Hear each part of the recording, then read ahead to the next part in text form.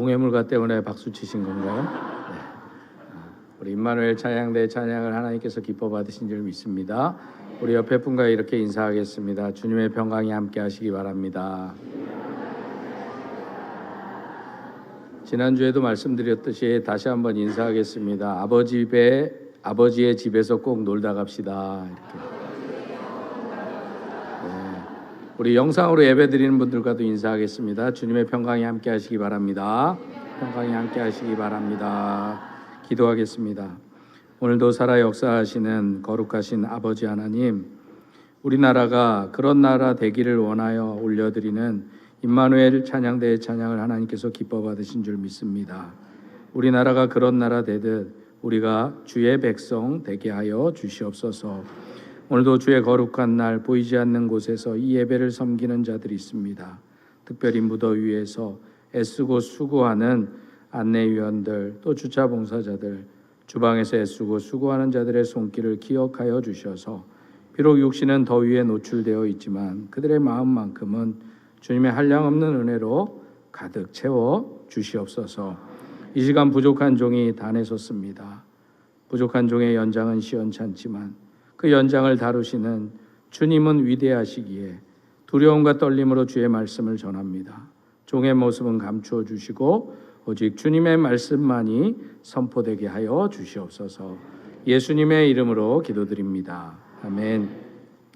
19세기 영국의 탁월한 교회 지도자 중 한 명이었던 존 헨리 뉴맨 목사님의 이야기입니다. 이 목사님은 전 유럽으로 복음을 전하며 다니셨습니다. 그런데 그 당시 비행기가 있는 것도 아니니 육로나 배로 전도하러 다니셨습니다. 1833년 어느 날 이탈리아에서 사역을 마치고 영국으로 돌아오려고 하는데 그만 이 목사님이 몸살이 나셨습니다. 그래서 바로 돌아오지 못하고 3, 4주를 이탈리아에서 머물러야만 했습니다. 고국에는 가족들이 그리고 온 성도들이 기다리고 있는데 한 달을 지체해야만 했습니다.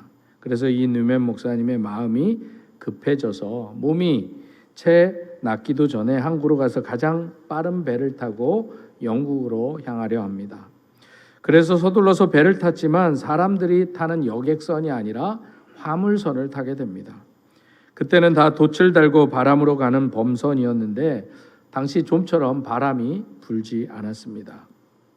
이 뉴맨 목사님이 마음이 급해서 선장에게 이렇게 재촉합니다. 선장님, 배 좀 빨리 출발합시다. 지금 저를 기다리는 사람들이 너무 많습니다. 빨리 갑시다. 그러자 선장이 바람이 불어야 출발하죠. 제가 바람을 불게 할 수는 없지 않습니까? 또 시간이 좀 지나자 뉴맨 목사님이 갑판으로 나옵니다. 그리고 선장을 다시 채근합니다. 선장님, 배 좀 빨리 가게 합시다. 그거 참 오랜 시간 동안 배를 몰랐는데 그것도 못합니까? 그러자 선장이 이렇게 말을 합니다. 하나님께서 바람을 보내주셔야 출발하죠. 오늘 밤이라도 하나님이 바람을 불게 하시면 저 밝은 별을 보고 배를 운행하여 목사님의 목적지까지 모셔다 드릴 수가 있습니다. 그러니 하나님께서 보내주시는 바람을 기다리십시오. 존 헨리 뉴맨 목사님이 하나님께서 보내주시는 바람을 기다리자는 이 선장의 말에 그만 감동을 받습니다. 그래서 영국에 도착하자마자 찬송가를 하나 지었는데 그것이 바로 우리가 잘 알고 있는 379장 내 갈 길 멀고 밤은 깊은데 라는 찬양입니다. 내 갈 길 멀고 밤은 깊은데 빛 대신 주, 저 본향집을 향해 가는 길 비추소서. 내 가는 길 다 알지 못하나 한 걸음씩 늘 인도하소서. 오늘 본문은 시기적으로 볼 때는 곡식을 거두는 시기로 요단강이 철철 언덕까지 넘쳐나는 때였습니다. 그런데도 이스라엘 백성들이 가나안 땅에 들어가기 위해서는 반드시 이 요단강을 건너야만 했습니다.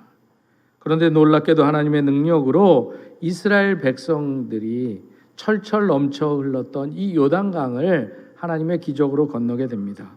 그리고 드디어 여리고성 앞에 도착했을 때의 이야기가 오늘 본문의 이야기입니다. 그런데 이들에게 또다시 문제가 생겼습니다. 이때 여리고성의 사람들이 아예 성문을 걸어 잠그고 나오지 않는 것이었습니다. 다시 말해 여리고성 사람들은 이스라엘을 상대로 싸울 생각이 전혀 없었던 것이었습니다. 왜냐하면 여호와에 대한 두려움이 이 여리고성 사람들에게 있었기 때문이었습니다. 그들은 이스라엘이 믿는 하나님께서 이스라엘 백성들을 출애굽하시고 홍해를 건너게 하시고 그리고 얼마 전 요단강에서 행하신 일로 인해서 그 하나님을 두려워했고 그 하나님을 믿는 이스라엘 백성들이 두려웠던 것입니다. 그래서 그들은 하나님이 함께 하시는 이스라엘과는 도저히 싸워서 이길 수 없다는 것을 깨닫게 되었습니다. 이것에 대해서 여호수아 5장 1절 말씀은 이렇게 기록하고 있습니다. 요단 서쪽의 아모리 사람의 모든 왕들과 해변의 가나안 사람의 모든 왕들이 여호와께서 요단물을 이스라엘 자손들 앞에서 말리시고 우리를 건너게 하셨음을 듣고 마음이 녹았고 이스라엘 자손들 때문에 정신을 잃었더라. 이스라엘 백성들은 여리고성이 열리지 않아 답답했지만 그 성 사람들은 이스라엘 백성들 때문에 정신을 잃어버릴 정도로 두려움에 사로잡혔습니다. 결국 여리고성 사람들에게 믿을 것이라고는 그들을 둘러싸고 있는 여리고의 높은 성벽밖에는 희망이 없었던 것입니다. 반면 이스라엘 백성들에게는 가나안 땅을 정복하기 위해서는 다른 어떤 것보다도 이 여리고성을 점령해야만 했습니다. 그러나 이스라엘 백성들에게도 이 여리고성을 점령하기 위한 뚜렷한 무기나 방법도 없었던 것입니다. 그래서 만약 이스라엘 백성들이 이 여리고성을 함락시키지 못하고 그 안에서 시간이 지체되면 그들 모두가 오히려 그 자리에서 굶어 죽게 될 지경이고 또 가나안 족속의 공격을 받아 전멸하게 될 징태양난의 상황이 여리고성 사람들뿐만 아니라 이스라엘 백성들의 상황이기도 했습니다. 오늘 1절의 말씀입니다. 이스라엘 자손들로 말미암아 여리고는 굳게 닫혔고 출입하는 자가 없더라. 사실 이스라엘 백성들이 하나님의 능력으로 요단강을 건너기는 했지만 여리고성 사람들이 성문을 꼭 닫아두고 출입을 하지 않으니 이스라엘 백성들은 단지 성 주변만을 맴돌 수밖에 없었습니다.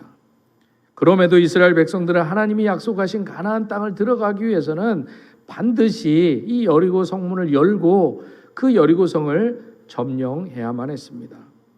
그런데 앞서 정탐꾼들의 보고대로 그 땅의 거주민들은 강하고 성읍은 견고하고 그곳은 심히 큰 곳이었습니다. 그래서 이스라엘 백성들은 이 여리고성 앞에서 다시 한번 하나님의 도움 없이는 우리는 아무것도 할 수 없는 존재라는 사실을 깨닫게 된 것입니다. 그런데 여호수아서 3장 8절에 보면 이 여호수아는 언약궤를 맨 제사장들이 너희가 요단 물가에 이르거든 요단에 들어서라는 하나님의 명령을 듣게 됩니다. 그리고 궤를 맨 자들이 요단에 이르며 궤를 맨 제사장들의 발이 이 요단 물가에 닿을 때 곧 위에서부터 흘러내리던 물이 그쳤다고 성경은 말씀하고 있습니다. 그런데 지금 다시 여리고성이 그들 앞을 막아선 것입니다. 이처럼 여리고성은 이스라엘 백성들에게는 요단강처럼 자신들이 가나안 땅에 들어가는 것을 막아선 큰 장애물이 아닐 수 없었습니다. 비록 여호수아 5장 14절에 보면 여호수아 앞에 여호와의 군대 장관이 나타나서 그가 이스라엘을 위해 싸우시겠다고 이미 약속해 주셨지만 여리고성은 여전히 그들 앞에 미동도 하지 않고 이스라엘 백성들을 막아선 것입니다. 이처럼 겉으로 보여지는 모습과 상황만 보면 여호와께서 친히 그 성의 문을 따주시는 것도 아니고 그 성의 임금이 겁에 질려 그들에게 항복했던 것도 아니었습니다. 그래서 여호수아와 이스라엘 백성들이 이 여리고성을 공격하지 못하고 이러지도 저러지도 못하고 우왕좌왕하게 된 것입니다. 그런데 바로 그때 하나님께서 여호수아에게 다시 말씀하십니다. 2절의 말씀입니다. 여호와께서 여호수아에게 이르시되 보라 내가 여리고와 그 왕과 용사들을 내 손에 넘겨 주었으니. 지금 여리고성은 문도 열리지 않고 이스라엘 백성들은 여리고성 안으로 한 발짝도 들어가지 못하는데 하나님께서는 여호수아에게 보라, 내가 여리고와 그 왕과 용사들을 내 손에 넘겨주셨다라는 현실과는 전혀 다른 말씀을 하고 계십니다. 여기서 넘겨주었다는 말씀은 5장에서 여호와의 군대 장관이 나타나 말씀해 주었던 것과 같이 전쟁이 시작되기도 전에 하나님께서 이미 당신의 종인 여호수아를 찾아오셔서 친히 이 전쟁에서 내가 완전한 승리를 거두게 해주시겠다는 약속의 말씀이셨습니다. 이처럼 여리고성이 굳게 닫힌 현실이 이스라엘 백성의 믿음을 흔들어 놓았다면 오늘 2절의 말씀, 보라 내가 여리고와 그 왕과 용사들을 내 손에 넘겨주었다, 이 말씀은 육신의 눈이 아니라 영의 눈으로 지금의 이 상황을 바라보라는 하나님의 분명한 명령이자 약속의 말씀이었습니다. 마치 홍해를 앞에 두고 너희는 두려워하지 말고 가만히 서서 여호와께서 오늘 너희를 위하여 행하시는 구원을 보라. 너희가 오늘 본 애굽 사람을 영원히 다시 보지 못하리라. 여호와께서 너희를 위하여 싸우시리니 너희는 가만히 있을지니라 라는 홍해에서 이스라엘 백성들에게 주신 말씀과도 같은 약속이었던 것입니다. 그러나 이스라엘 백성들은 홍해 앞에서 이스라엘 자손에게 명령하여 앞으로 나아가게 하라는 하나님의 명령에 그들이 믿음과 순종으로 나갈 때 비로소 그 홍해가 갈라지는 구원을 볼 수 있었습니다. 바로 육신의 눈에 보이도록 구원의 역사가 이루어지기 전에 하나님의 약속하신 그 구원을 먼저 믿음의 눈으로 바라보라는 말씀인 것입니다. 그런데 홍해에서와 같이 그리고 요단강에서와 마찬가지로 하나님께서 여리고성 앞에서 이스라엘 백성에게 말씀하신 것입니다. 보라, 내가 여리고와 그 왕과 용사들을 내 손에 넘겨주었다. 그런데 사실 이 말씀은 오늘도 우리가 살아가는 세상 가운데 이스라엘 백성들이 여리고성 앞에 서 있는 것 같이 우리도 그런 상황 앞에서 이런 말씀을 받을 때가 종종 있습니다. 우리도 주님의 말씀을 듣고 큰 은혜를 받을 때가 있습니다.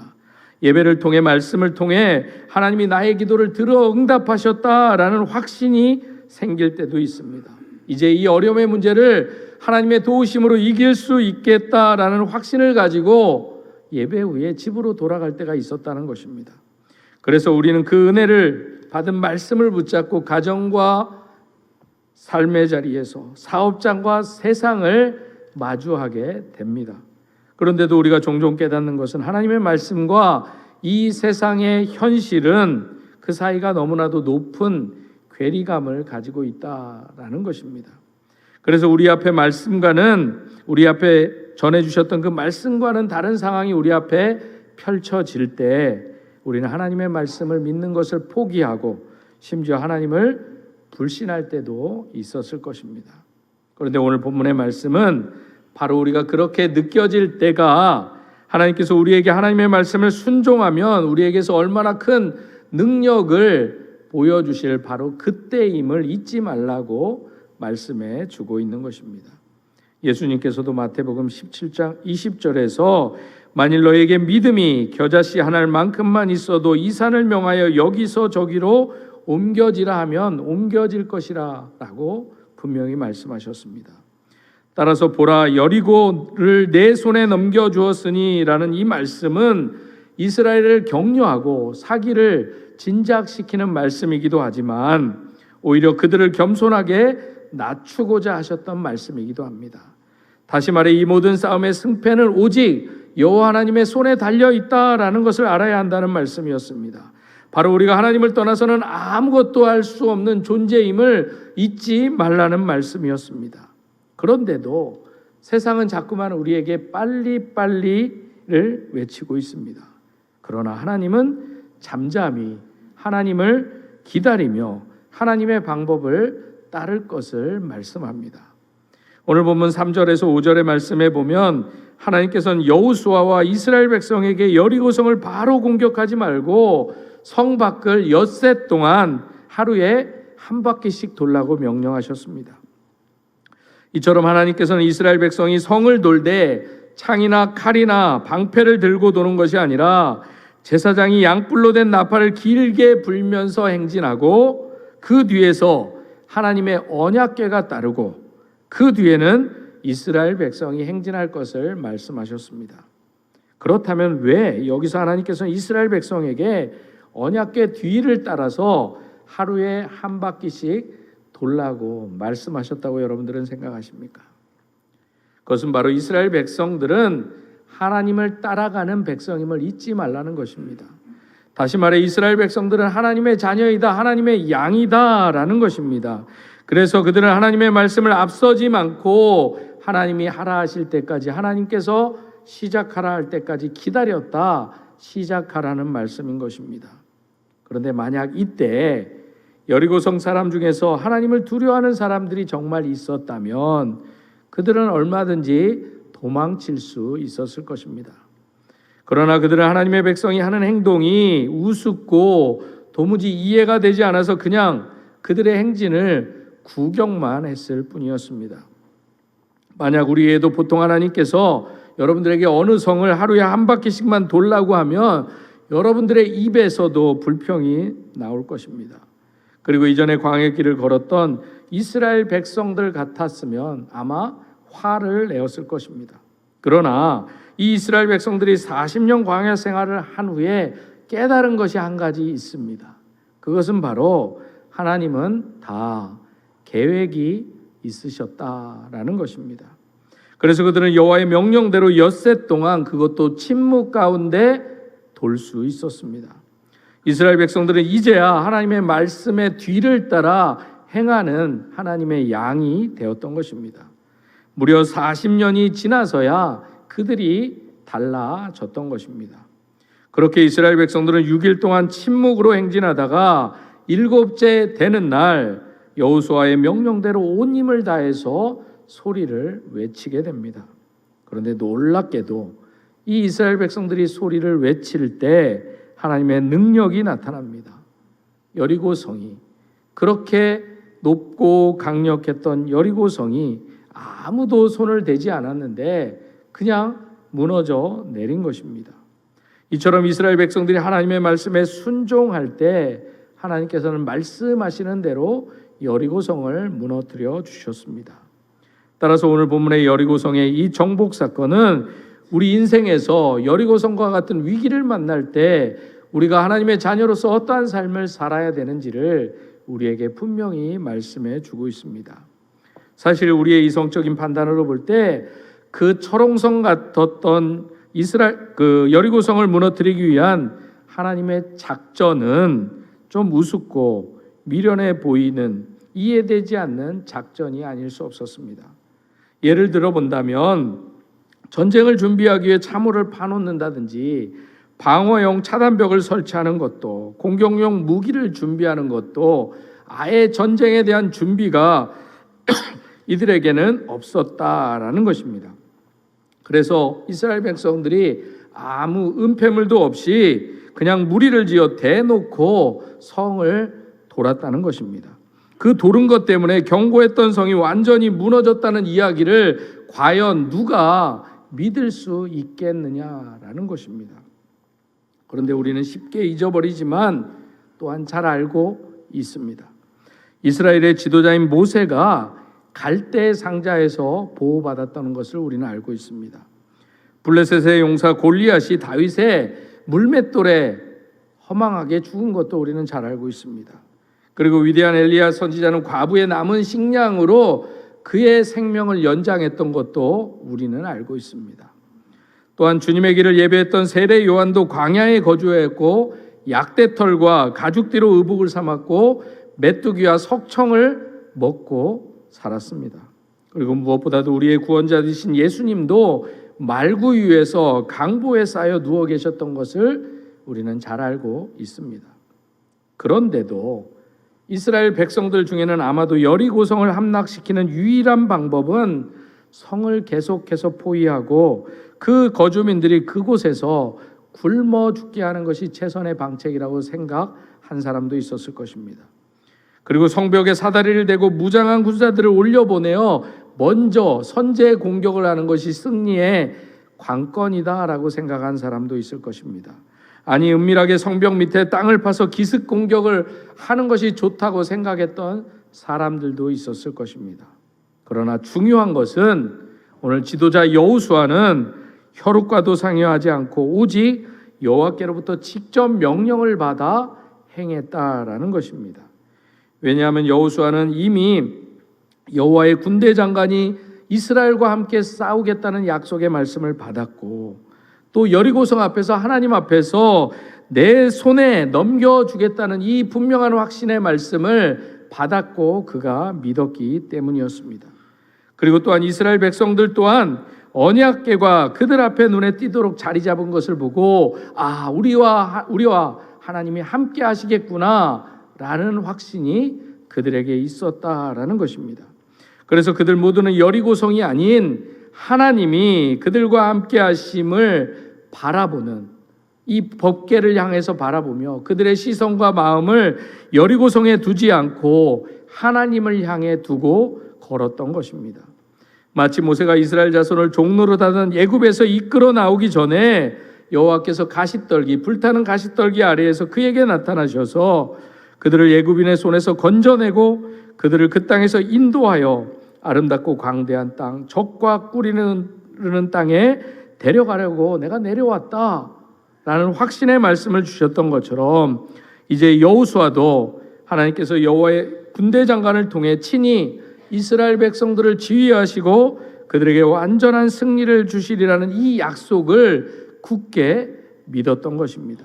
그래서 여호수아는 하나님이 하신 이 약속의 말씀을 담대하게 명령하고 이행해 나갑니다. 오늘 6절과 7절의 말씀입니다. 눈의 아들 여호수아가 제사장들을 불러 그들에게 이르되 너희는 언약궤를 메고 제사장 7은 양각나팔을 7을 잡고 여호와의 궤 앞에서 나아가라 하고 또 백성에게 이르되 나아가서 그 성을 돌되 무장한 자들이 여호와의 궤 앞에서 나아갈지니라.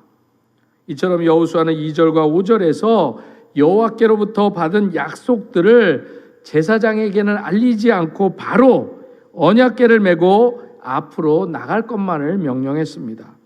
왜냐하면 여호수아는 이미 보라 여리고와 그 왕들과 용사들을 내 손에 넘겨주었다라고 말씀해 주셨기 때문에 그 확신을 가지고 바로 제사장에게 명령했던 것입니다. 그 약속을 통해 여호수아는 가나안 족속들로부터 하나님께서 이 여리고성을 자신들에게 허락하여 주셨다는 확신을 가지게 된 것입니다. 그리고 여호수아의 이 명령에 오늘 8절에서 10절 말씀에 보면 이번에는 제사장과 백성들이 아무 말 없이 이 명령에 순종해서 나아갑니다.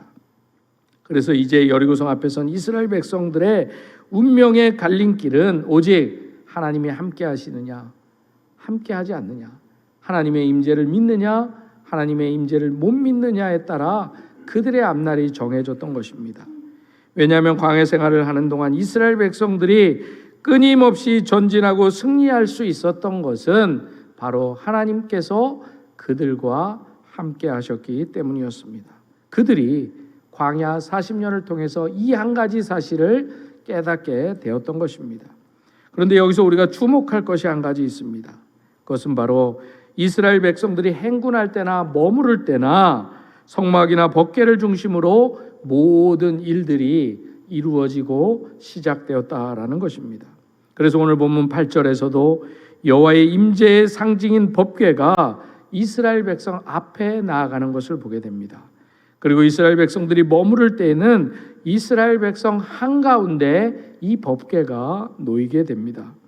바로 하나님이 그들보다 앞서가시고 또 그들 가운데 계셔서 그들을 인도하시고 보호하고 지켜주시겠다는 것을 이스라엘 백성들이 믿고 나아갔다는 것을 이 법궤가 놓인 장소를 통해서도 상징적으로 보여주고 있는 것입니다.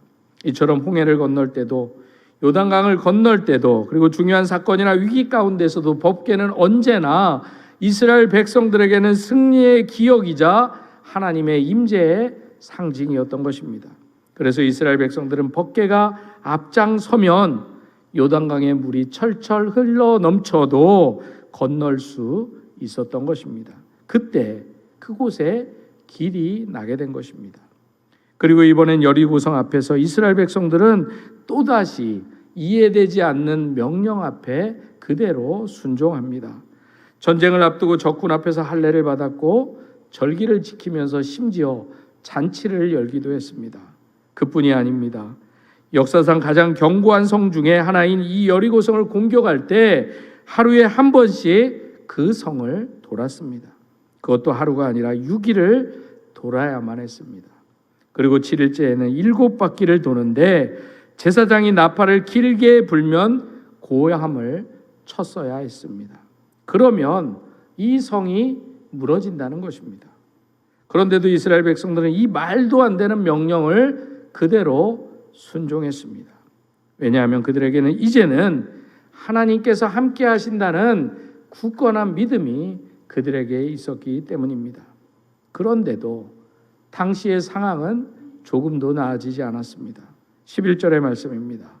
여호와의 개가 그 성을 한 번 돌게 하고 그들이 진영으로 돌아와서 진영에서 자니라. 다시 말해 성을 한 바퀴 돌긴 했지만 한 걸음도 전진하지 못했고 전에 있던 그 자리로 돌아와 그대로 그곳에 머물게 되었다는 것입니다. 그런데도 이스라엘 백성들은 편안하게 잠을 잘 수 있었습니다. 왜냐하면 그들과 함께 하신 하나님의 임재가 믿어졌기 때문입니다. 그래서 그들은 12절에서 15절 말씀에 보듯이 그 믿음과 확신을 가지고 마지막 엿새 동안, 아니 7째 날까지 동일한 방법을 말없이 순종함으로 걸어갔던 것입니다. 이처럼 이스라엘 백성들은 여리고의 성병들이 첫째 날이나 둘째 날이나 심지어 5째 날이나 6째 날에도 전혀 무너질 기미가 보이지 않는다고 해서 그들은 좌절하지 않았습니다. 그리고 이전처럼 불평과 원망도 하지 않았습니다. 오히려 15절에 보면 7째 날에도 전과 같은 방식으로 그 똑같은 일을 행해야 했고 게다가 한 번도 아닌 마지막 날은 7번씩이나 그 일을 해야 됐다라는 것입니다. 이처럼 이스라엘 백성들은 하루에 한 번씩 엿새 동안 같은 방법으로 성을 돌았습니다. 그런데 아무 일이 일어나지 않았고 더군다나 7째 날에는 6차례나 돌았는데도 성이 무너질 기미가 보이지 않았습니다. 그런데도 그들은 여전히 인내했고 여전히 순종했습니다. 그들은 이전처럼 불평도 하지 않았고 시간 낭비처럼 보이는 그 일들을 불평 한마디 없이 수행해냈던 것입니다. 16절의 말씀입니다. 7번째 제사장이 나팔을 불 때 여호수아가 백성에게 이르되 외치라 여호와께서 너희에게 이 성을 주셨느니라. 사실 10절에 보면 성을 돌 때 이스라엘 백성들을 향해 철저히 침묵할 것을 명령했습니다. 그런데 마지막 날 7바퀴를 돌면서는 크게 외칠 것을 명령했습니다. 처음 모두에게 침묵하라는 명령은 그저 그들의 인내를 시험할 뿐이었습니다. 여리고 성벽이 여전히 그들 앞에 우뚝 서 있는 상태에서 이제 마지막 한 바퀴를 남겨두고 힘을 다해 외치라는 이 명령은 이제 그들의 믿음과 순종을 진짜로 보여주어야 할 때라는 것이었습니다. 사실 승리를 한 후에 우리가 외치는 것은 쉬운 일입니다. 하지만 승리에 대한 확신을 갖고 있는 상태에서 그 명령이 주어졌습니다. 그러니 그들의 외침은 승리를 위한 외침이 아니라 승리를 믿는 외침이었던 것입니다. 그런데도 하나님께서 오늘 침묵하라고 하신 것은 다른 말이 아니라 내 앞에 놓인 상황만 보지 말고 주님의 약속을 믿고 기다리라는 말씀입니다. 내 판단대로 생각하거나 말을 내뱉지 말고 하나님의 임재하심과 행하심을 기다리라는 말씀입니다. 사실 이스라엘 백성의 광야 40년을 한마디로 요약한다면 아마 불평과 원망이라고 해도 과언이 아닐 것입니다. 그들 앞에 날마다 이해하지 못하는 일들이 일어났습니다. 이러한 일들 앞에서 불평과 원망은 이스라엘 백성들에게는 너무나 자연스러운 일이었습니다. 그런데 오늘 여리고를 정복함에 있어서 이스라엘 백성들에게 주어진 명령은 단순했지만 이해되지 않는 말씀이었습니다. 그러나 그들은 순종했습니다. 이스라엘 백성들이 하나님의 이 명령에 순종함으로 결국 여리고성을 점령할 수 있게 된 것입니다. 그런데 마지막으로 이 여리고성 사건을 통해 우리가 놓치지 말아야 할 것이 한 가지 있습니다. 그것은 바로 하나님은 우리가 믿음으로 행한 것을 반드시 갚아 주신다라는 사실입니다. 본문을 계속해서 읽어가 보면 여리고성이 무너질 때 모두 전멸했지만 한 가정은 살아남게 됩니다. 이것에 대해서 히브리서 11장 30절과 31절은 말씀합니다. 믿음으로 7일 동안 여리고를 도니 성이 무너졌으며 믿음으로 기생 라합은 정탐꾼을 평안히 영접하였으므로 순종하지 아니한 자와 함께 멸망하지 아니하였도다. 여리고성이 완전히 무너져 흔적도 볼 수 없는 상황에서 라합과 그의 가정이 어떻게 구원받게 되었는지를 분명히 기록하고 있는 것입니다. 그녀가 믿음을 가지고 정탐꾼을 평안히 영접했기 때문에 멸망하지 않았다라고 성경은 기록하고 있습니다. 라합이 바로 믿음으로 정탐꾼을 영접한 것입니다. 삶의 환경에서 소외받고 무시받고 버림받은 기생이라 할지라도 하나님이 행하시는 일을 믿고 그 믿음 안에서 행동하면 하나님께서 반드시 기억하고 갚아주신다는 것을 하나님께서는 이 여리고성 사건을 통해서 우리에게 보여주고 계신 것입니다. 그런데 이 라합의 축복은 우리가 잘 알고 있듯이 여기에서 그치지 않습니다. 그녀는 거룩한 메시아의 계보에 당당히 오르는 여인이 되었습니다. 하나님께서는 버림받은 여인의 이 믿음의 행위를 통해서 가장 거룩하고 아름다운 족보의 반열에 그녀를 세워 주셨던 것입니다. 사랑하는 성도 여러분, 한번 이 시간 짓궂은 생각을 해보게 됩니다. 여러분들, 여리고성이 무너질 때 모든 사람들이 그 여리고성에 무너진 것을 다 보았다고 생각하십니까? 그 수많은 사람들 중에서도 한 마리의 잃은 양처럼 딴 데 본 사람들이 분명히 있다라는 것입니다. 사랑하는 성도 여러분, 온전한 순종은 지속적으로 끝까지 하는 자에게 주어지는 축복입니다. 그리고 하나님께서는 그런 우리의 순종을 통해서 놀라운 일들을 이루어 가신다는 것입니다. 그렇다면 혹시 오늘 본문의 이스라엘 백성들을 막아섰던 여리고성처럼 여러분들을 막아선 여러분들의 여리고성은 혹시 없으십니까? 있다면 여러분들이 반드시 기억하시기를 바랍니다. 여리고성이 무너진 것은 이스라엘 백성들이 성 주변을 돌았기 때문이 아닙니다. 고함을 치고 법궤를 앞세웠기 때문도 아니었습니다.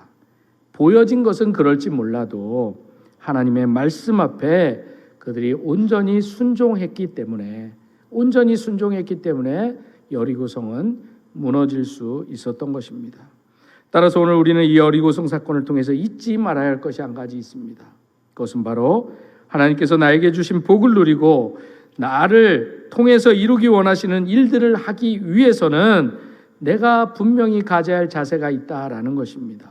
그것이 바로 하나님께서 나와 함께 하신다는, 오늘 나의 삶의 자리에 하나님이 함께 하신다는 이 하나님의 임재를 믿어야 된다라는 것입니다.